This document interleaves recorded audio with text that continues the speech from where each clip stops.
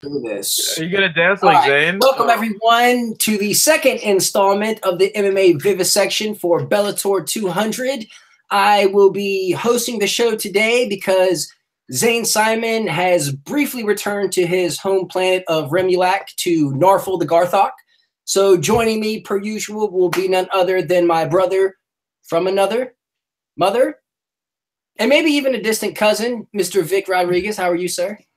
What it is? Hey, we got the sound working this time. How about that? Now we don't look like such assholes. I'm sure we'll still earn that right as we'll disappoint. That's not. I have no doubt. Yeah. So thoughts on the card, Vic? Bellator 200. You would think with a name like Bellator 200 that it would be like monumental and just epic and like a big deal, but it's really not. And it's in London. And it's on tape delay. What do you think of this?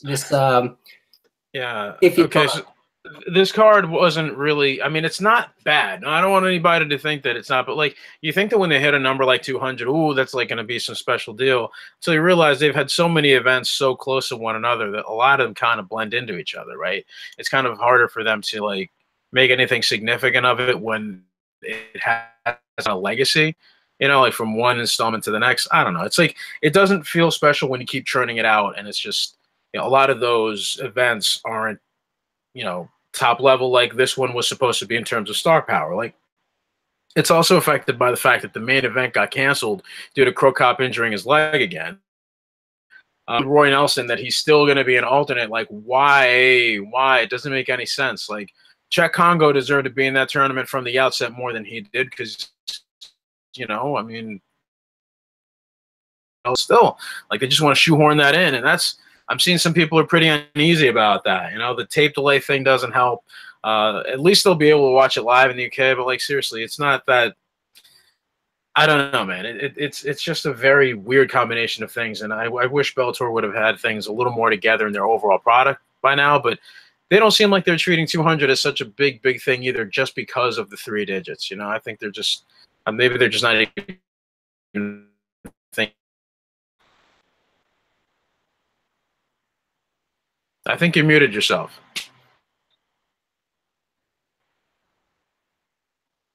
Eddie, can you hear me? You muted yourself. I almost did it again. Jesus fucking Christ, we're the worst. Fuck me, so yeah, if you're in the UK, you can actually watch this live. If you're in the US, you're going to have to wait until 9 p.m. Eastern time. It'll be on Paramount Network. So it'll be live in the UK at 9 p.m. BST on 5 Spike. And then prior to that, Phil Davis versus Linton Vassell and Anastasia Yankova. That fight versus Kate Jackson, I believe, will be on Bellator's YouTube channel. So the prelims will start streaming at 12:30 p.m. Eastern time on Bellator.com, and then in the US, and then globally on the Bellator mobile app. So Bellator, I feel like, is trying to get into the UFC thing of like, oh, I'm going to put fights here and there and here and there, and then make you play this game of geography to find out. Well, it's about selling more packages to different people and raking more cash at the end of the day. I mean, it's just shipping off like little pieces. You know, it's the UFC doesn't. Yeah, like you said, it is kind of like what the UFC does, but it seems, you know, it seems a little more shallow since they don't have the same kind of back catalog, you know. But it's whatever, man. I really wish that they would do away with it. At least show the event live online if you're going to do a tape delay, and then we can at least watch it later on for those of us that maybe weren't home or weren't around to watch it as it happened. But no, they got to show Return of the Jedi for the 12 trillionth time. You know, it's like, doesn't make sense. Like, what is it that's what do they have there that's going to be able to move more advertising dollars that wouldn't be this? Like, it doesn't make, I don't know. But whatever, look, it seems like it's working because they're not getting rid of it. So, yeah. All right, well, let's take a look at this undercard. A couple names you'll notice, like Charlie Ward, he's out there. You got Anatoly Tokov, he's out there. A lot of guys from Cage Warriors, as you'll typically see when Bellator goes to London. They'll have a lot of Bama guys, have a lot of Cage Warrior guys up there. But Vic, is there anybody in particular on the undercard that you're hyped to see or think people should tune in for? Yeah, man, you got some people that have an impressive amount of finishes, or at least a few impressive finishes on their record. First up, Pedro Carvalho. He's this Portuguese dude who's got some pretty fun finishes there on his record, even if he's not like, these aren't guys that aren't facing the best of the best out there, but even among the better guys, you know, they're able to hang. Daniel Crawford from the UK, Costello Van Steenis. He's also going to be participating. It should be a fun one to watch. And as you mentioned, Anatoly, he's he's got he can take it. So definitely keep an eye out for him. Yeah, but there's a lot of fights that you know, they're just guys getting time, I guess, or the local guys filling the undercard or whatnot. All right, so get into the main card. First up, we got Anastasia Yankova taking on Kate Jackson. Yankova 5-0 the prospect against Kate Jackson, who we saw on The Ultimate Fighter season 23. Vic, you wanna jump in and start this one off? Oh boy! All right, so Yankova and Jackson. I mean, Kate Jackson's gonna have to really make it ugly. Like, just try to clinch immediately and do as much damage as he can up close, you know, probably stomp on her feet or whatnot. Like, Yankova hasn't shown much of a disposition to use the kind of range that she ought to be using. Kind of wanted in saying that Yankova hasn't branched out to do better than perhaps she that we would have wanted or expected, and definitely not performing at the level that Bellator might have anticipated. So yeah, man, I don't know. I got to stick with Kate Jackson here. She's seen more action, and she's probably not going to have that much difficulty working her way inside and doing whatever she wants, or probably controlling the tempo of the fight herself. So Jackson for me. Yeah, it's very interesting because, like you said, she hasn't panned out to be exactly what maybe Bellator thought she was going to be. Even though she is 5-0, she came in, she steamrolled her first opponent, and then. But her other two bouts were extremely competitive. One, understandable. The other one probably shouldn't have been. So Yankova came to us as advertised as this kickboxer, right? But she comes over and we see that, well, her kickboxing isn't exactly translating as well. She can't take over a fight with her kickboxing. She usually strikes her way into the clinch, and from there, it kind of the fight turns into a gigantic war. It's just one mad dash scramble. So advertised to us as a kickboxer, not really. That doesn't mean much for her game. I'm still not sold. There's a lot of. She's still very green, so there's like a lot of just unrefinement going on in Yankova's game, but she's so about that life, and she's so down to come forward and just fight people off of using her instincts that she is a fighter. Like she's out there fighting, and the polish just isn't there quite yet. So, man, how is she going to do against someone in Kate Jackson who is A, the hometown fighter, so the crowd's going to be on her side, and B, you know, if she kind of does everything well, right? Like Kate Jackson, she's not super athletic. She's not, you know, particularly dangerous in one specific area. She's this jack of all trades who's also super tough. Like she's a pretty tough chick. So like she's a generalist. Can someone raw and young who is really scrappy and aggressive beat someone who is all around decent but not dangerous? I feel like that's what this is.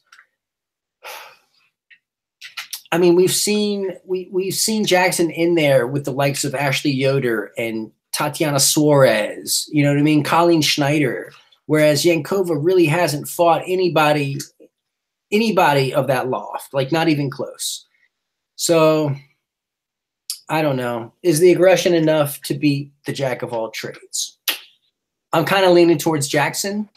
Yankova just hasn't shown me enough, to be quite honest, to where I feel comfortable picking her. Yeah, that's about right. But I don't feel good about this pick, but I feel like my head is telling me to go with Jackson, but my heart is saying no. Yankova's aggressiveness is gonna win out here. So, and which I wouldn't be surprised if it does, but I'm gonna go ahead and pick experience. So I got Kate Jackson by decision. Mm-hmm. All right, so the odds makers actually see this as a pretty close bout.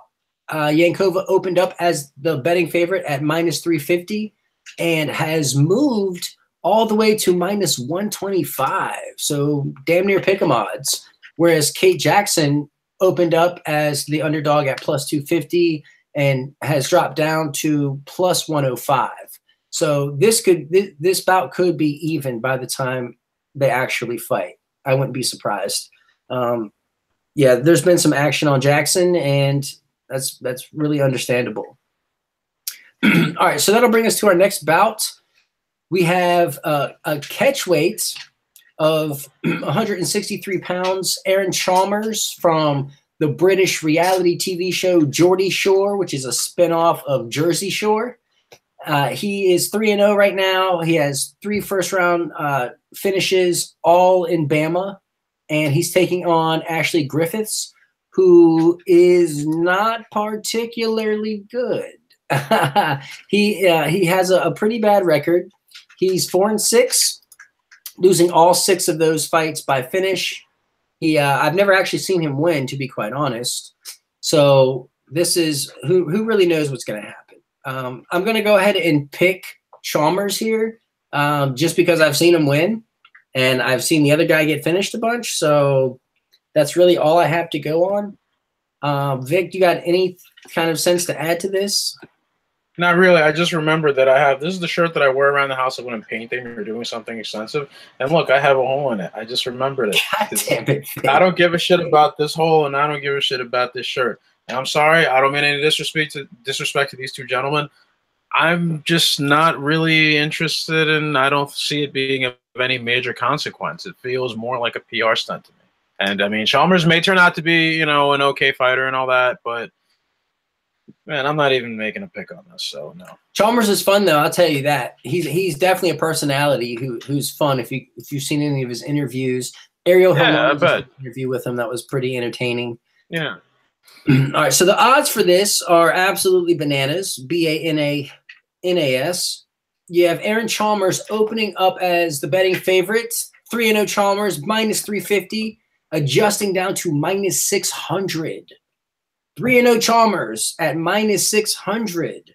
Ash Griffiths, +250 is where he opened, and he now sits at +450. I have no issues with Ash Griffiths being +450, but Aaron Chalmers at -600, that just doesn't sit well. I mean, he'll probably win, but like just seeing guys that young in their career at odds like that just seems like a bad idea, if you catch my drift. Yeah, I don't know, man. All right, that brings us to David Rickles, or no way, Linton Vassell versus former Bellator light heavyweight champion Phil Davis. Mr. Vicky. Yeah, man, I don't know. I just like Vassell's one of those guys who doesn't get enough credit for how good he is, but at the same time, looking at the way Phil Davis fights, I don't know how stylistically this is. He's going to have to deal with that range. He's going to have to deal with that funky timing and those like weird side-to-side shuffles that Davis has. Shit. He might starch Vassell out, pretty early. If not, he's probably just going to be held down and controlled for a long time. And I don't know that that's going to be a fun fight. Vassell's got great submission chops. He's not a slouch with his wrestling, but he's not like NCAA Phil Davis level wrestling. So, I mean, not that he has to be to win the fight, but it's like, that's going to be the frontal attack for this whole thing. Like, it's just going to be the bread and butter that keeps this thing rolling. So, Vassell might be able, I don't see how Vassell can, I'm not visualizing any possibility here. I know it's possible. I just don't know how. Whereas Davis, I see more scenarios for him being able to finish the fight or at least ride his way out to a decision. So it's like, you kind of got to go with the safe money on this one, and that's going to be Phil Davis. Yeah, I feel like it's hard to pick Linton Vassell here. On the feet, I've seen Vassell get hurt. King Mo was tagging him up a bunch. He's very porous. He is getting better with his stand-up, but he just really he struggles there. That's definitely his weak point. So he beat Emmanuel Newton in their rematch. He beat Francis Carmont. He beats the former champ Liam McGeary, took him down, submitted him. Yeah.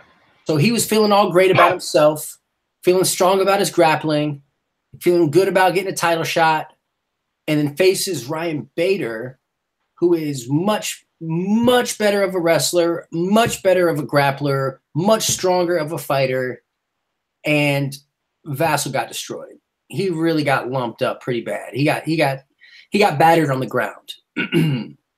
So the grappling game that Vassell uses for success abandons him when he faces someone who's a better wrestler and a better grappler. Like, he's got not much to lean on, considering how bad his striking is. So I think this is going to be a bad day for Vassell here. Vassell, what do you say, Vic? Is it Vassell or Vassell? I believe I've heard it Vassell. I thought it was Vassell at first, but no, I've heard him referred to as Vassell. Well, I'm going to continue to say both. All right, so King Mo took down Vassell. Emmanuel Newton took down Vassell. Francis Carmont took down Vassell. Ryan Bader took down Vassell. There's no logical reason to think that Phil Davis can't do the same exact thing. This could definitely be a really shitty kickboxing fight. Hope it's not. I hope they grapple. But I really think that Phil Davis, being that much better of an athlete, that much better of a wrestler, that much better of a grappler, is going to be able to get the takedown, is going to be able to maybe even catch a submission, maybe a TKO. But as you were saying about Vassell not being a certain caliber, he has a ceiling. I think his ceiling is pretty well defined. He has improved. He has improved steadily in a lot of his recent fights, but it's, again, the gulf is just so wide. It's like he could pull off the upset, but it's like, dude, off what? Like a weird uppercut or something? Like what has to happen? What factors have to be in play? I don't know that his counter game would be enough, and I don't know unless he like goes off a wild guillotine. Like, anything can happen. You know, it's still possible that Vassell wins. Don't get me wrong. Just fuck. I don't know how. Yeah, there's no way that honestly that I can see. He's not going to submit Phil Davis. He's not going to knock him out. Not going to out wrestle him. I don't see how he's going to outscore him.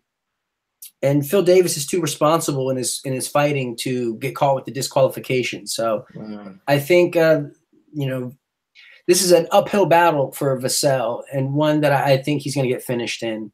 So I'm definitely taking Phil Davis, hopefully by decision. And as far as the odd makers go, Phil Davis is the favorites, opening up at -300 and adjusting down to -750. Woo! Vassell opened up at +220 and now clocks in at +525. That is pretty wide, but if I can't find a way for Vassell to win, I can't be too mad that the odds reflect that. All right, main event time. We got Gegard Mousasi challenging Rafael Carvalho for the middleweight title. Since Roy Nelson and Mirko Krokop is not happening anymore, that rematch is off. We get Mousasi Carvalho.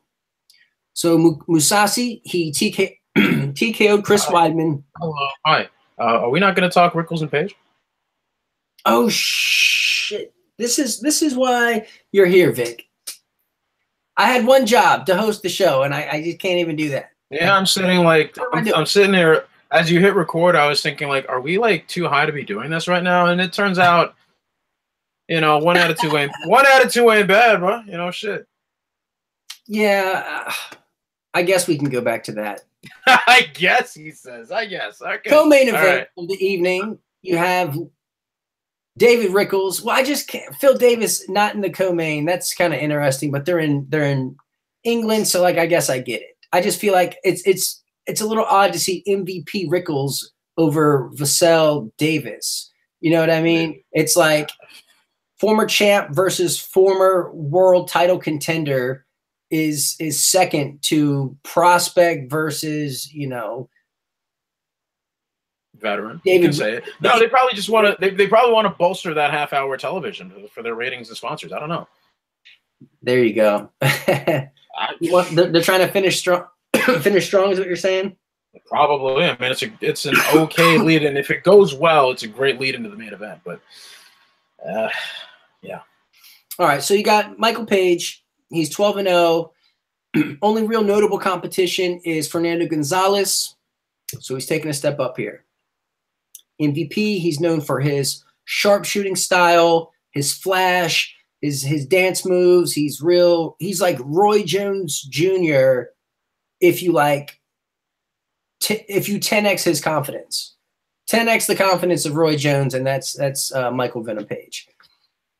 All right, so we've seen him do a little bit of groundwork in his early Bellator days, scoring a leg lock, getting TKOing someone with elbows on the ground. We've seen him go there. We've seen him in a stinker, an absolute dud with Fernando Gonzalez, where it was basically a whole lot of MVP dancing and fainting, while Gonzalez played this outside, oh, I'm going to feint the counter game. So it was like the worst dance-off of all time. Yeah, I don't suck. From just the movements of MVP, Chael Sonnen said that he won on entertainment alone, which I thought was hilarious. Jason Herzog actually called a timeout during that fight to warn MVP about the lack of fighting going on. So Herzog was actually the real MVP of that fight, in my opinion. So it was a wacky split decision. Page got the nod. One judge gave 30-27 to Gonzalez. Odd fight. So, like, I feel like MVP left a bad taste in all of our mouths the last time he was out there. Are we not doing phrasing anymore? Come on. How are you going to say that? Never mind. So Rickles, you know, he went on this 4-fight winning streak to earn a title shot. Gets wrecked by Michael Chandler. Has a bounce-back win. Then he gets wrecked by Patricky Pitbull. Has a bounce-back win. Almost beats John Alessio, but has a brain fart and knees him in the head when he's down. Fight gets ruled a no contest. He's lucky it wasn't ruled a disqualification. And then he gets wrecked by Michael Chandler again. Has a bounce-back fight. Gets wrecked by Melvin Gillard. Melvin pissed hot, so that was ruled a no contest. Has a bounce-back win. And then his last fight, he actually he pulled the old veteran card and bullied Adam Piccolotti, which I thought was real cool. Piccolotti being the prospect, Rickles being the veteran, and Rickles just showing him what the deal was, basically, even catching Piccolotti, the jiu-jitsu guy, in a triangle in the closing moments of the fight. So Rickles is good. He's tough. He's challenged for the title before. Like he's like right there. He's legitimately the gatekeeper to the top. If you want a title shot, you have to go through David Rickles. There's no two ways about that. And now he's facing MVP. So another prospect. Was fighting Piccolotti. Now he's fighting Rickles. Is he going to be prospect killing now? Is that going to be the role of Rickles? Or is he due for another wrecking? Is MVP capable of destroying David Rickles? Because, I mean, typically it's the guys who are really heavy-handed, the guys who can punch in the pocket with some serious power. Those are the guys that hurt David Rickles and put him away. So can a sharpshooter with pizzazz catch him? So the guys that did beat Rickles, you got, you know, Pitbull, Melvin, and Chandler twice. They were all like right up in Rickles' face when they caught him.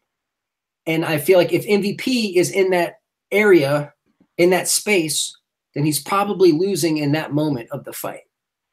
So can a rangy sharpshooter connect before Rickles gets to the inside? That's the real question here. Because Rickles is going to come out aggressive. He's going to come out pressuring forward. He's going to be making MVP work. And I'm not sure how long MVP will be able to keep Rickles off of him if the KO doesn't present itself. I mean, sure, Page could snipe Rickles on his way in. The openings are always there. He can come out and knock out Rickles, no problem, one punch, and that could be a very likely scenario. because he's fast enough, he's quick enough, he's accurate enough to touch his mark. I have my reservations, but I'm picking MVP here. I'm going to go with the KO artist over the guy that is quite hittable and gets KO'd. But if I hope I get a lot of answers to a lot of the questions I have about the grappling of MVP, but I'm going to go ahead and go with the prospect. I think I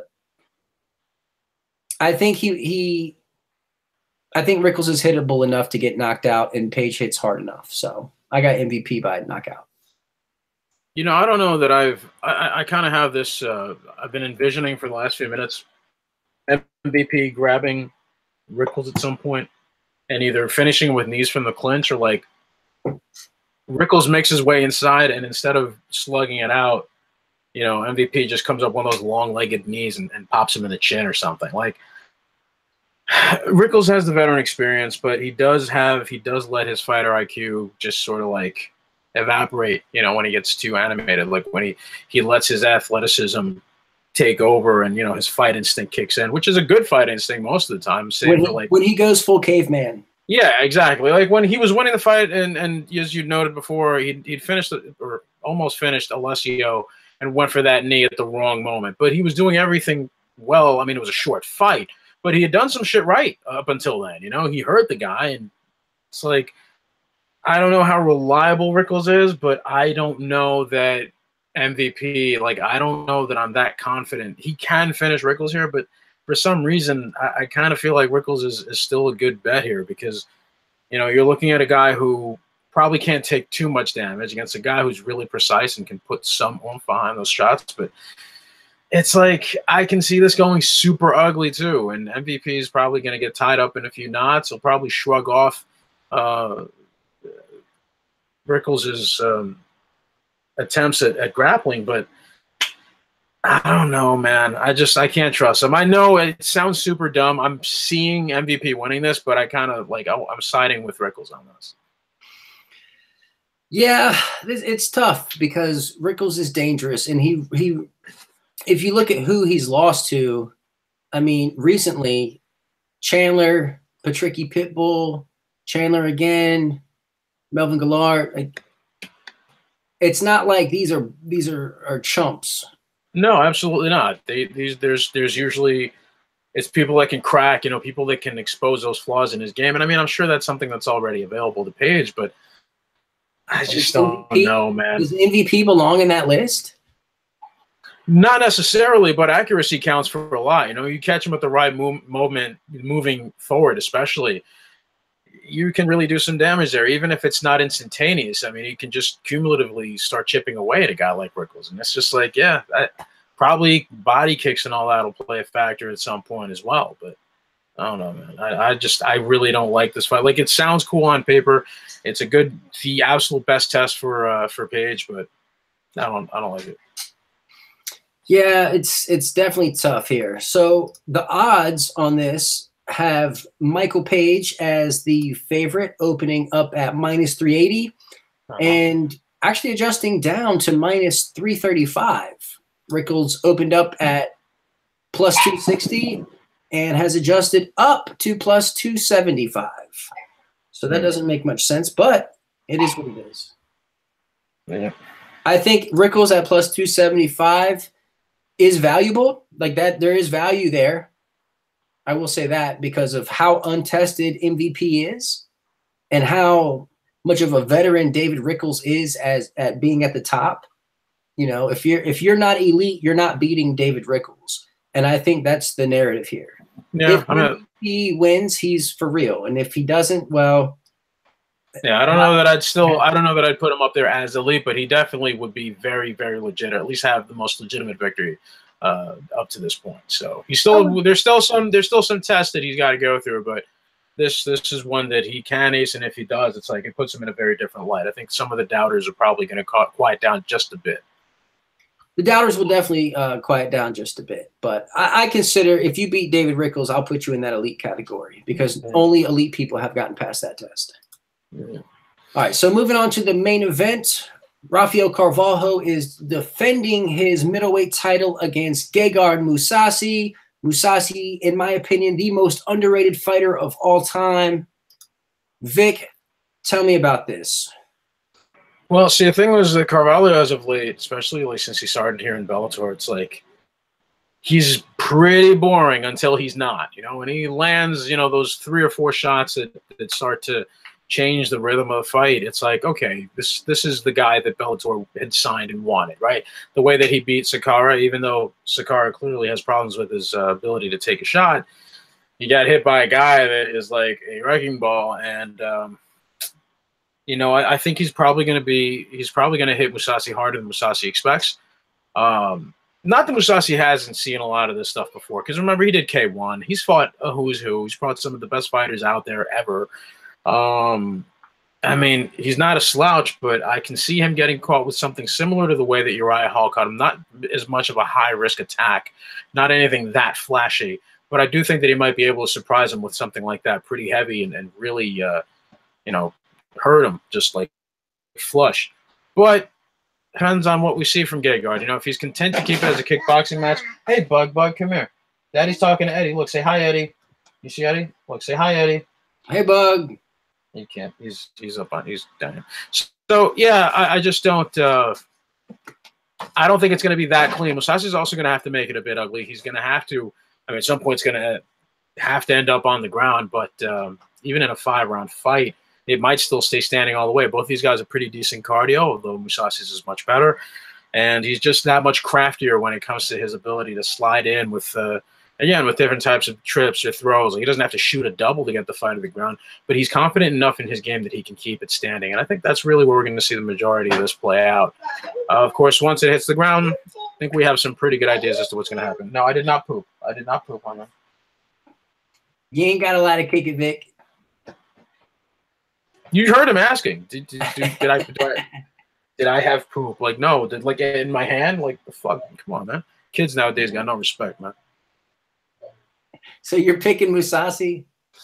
Yeah, I'm gonna have to. I really think the possibility of an upset is pretty good. I just don't know that the numbers on the betting line, I don't know what they are because I ignored them last time, but I don't know that they're enough to justify putting money on this one either for Carvalho. I think he might be able to do something pretty shocking here, but I just don't think it's very likely.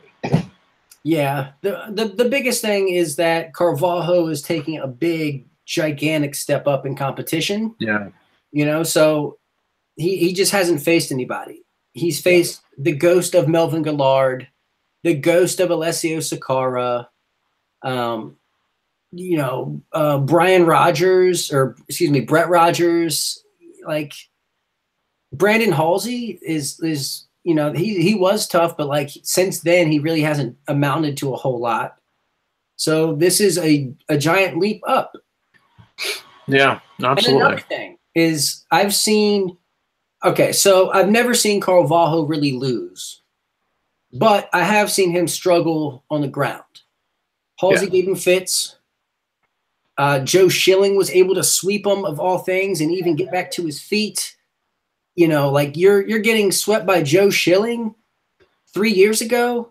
Like, man, I can't trust that in that time frame, in that window of 3 years, that Carvalho has closed that gap to Mousasi in any substantial way. Like, there's just no way. That's way too. That's a bigger gap than, you know, the wrestling deficit that Vassell has against Phil Davis.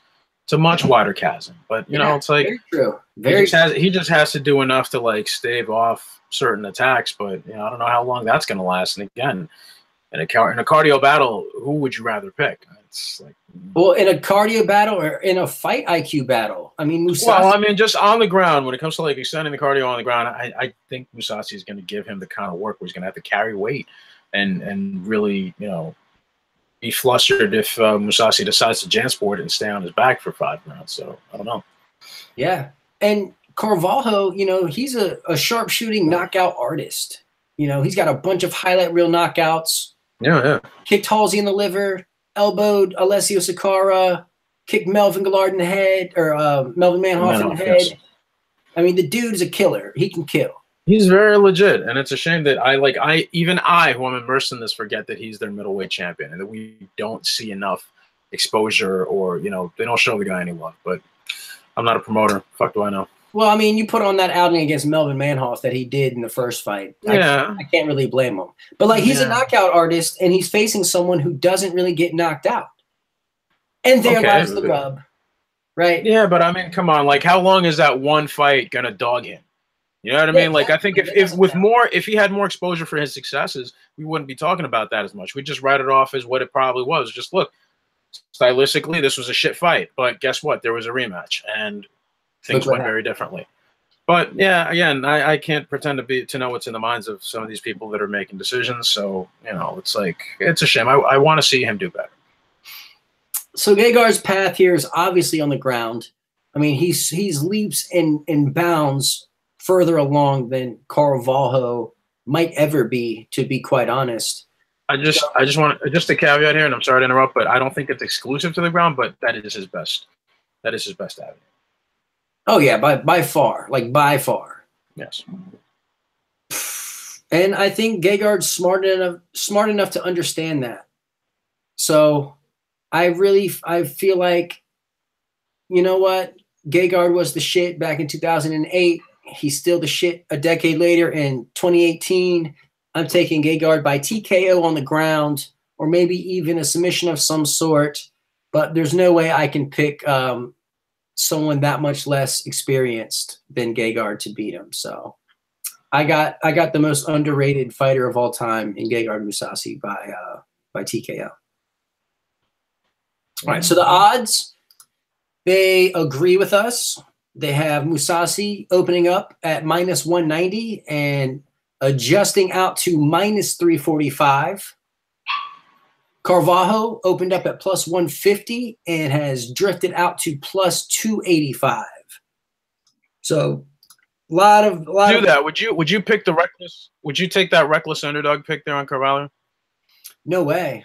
Right. I mean, like, yeah, that's kind of what I'm thinking. Like, it doesn't seem that. Yeah, the action has all been for Mousasi, pretty much. There are. And look, this could be a good fight too. Like, they really could just let it hang loose and like let it be a battle of the wills. Like, that's very possible, so, man. I don't think it's going to be the case.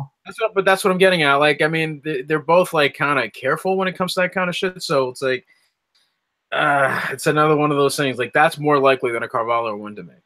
Damn, you know what? You just the extra carefulness bothers me. You're right about that. However, as of late, Mousasi has been down to go into berserker mode, with his uppercuts and his knees. So I think he knows what he's stepping into and won't want to be too dumb. I hope this isn't a staring contest. I really hope. I want to see Mousasi catch a body on the ground. You hope in one hand and shit in the other, because that's most likely what you're going to get. That should be the Bellator slogan, actually. Oh, God. If anything. All right, so real quick, some prop bets for this one. Fight goes to a decision, +145. Fight doesn't go to a decision, -185. Interesting. So the odds are substantially think that this fight is finishing inside of the distance. Yeah, I guess. Wow. Shit. That's crazy. Oh, wow. So Carvalho inside the distance is +405. Mousasi inside the distance is -105. So they're favoring Mousasi to finish this. Yep. Interesting. Okay. Five rounds. It is 5 rounds. Yeah.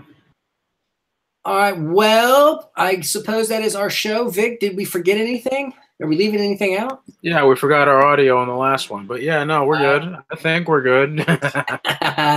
Thank you, Vic, so much for joining me. Appreciate you doubling up because we botched the first one. I'm pretty sure it was my fault.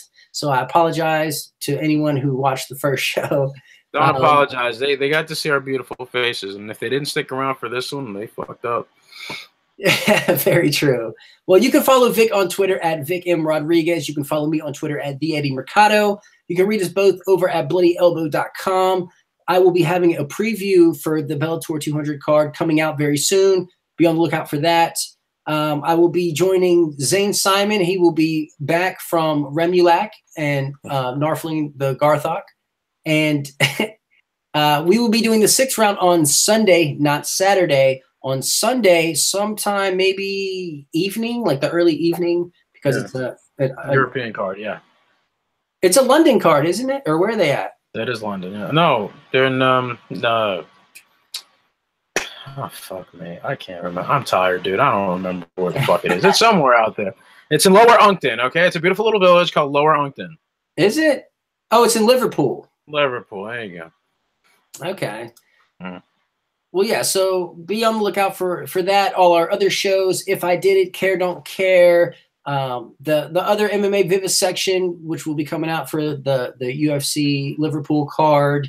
Subscribe to us on YouTube. Subscribe to us on iTunes, SoundCloud, all that jazz. If you like the show, give us a like. It's the thumbs up down below. Really helps us out a whole bunch. And yeah, I guess that's it. Go be a good person.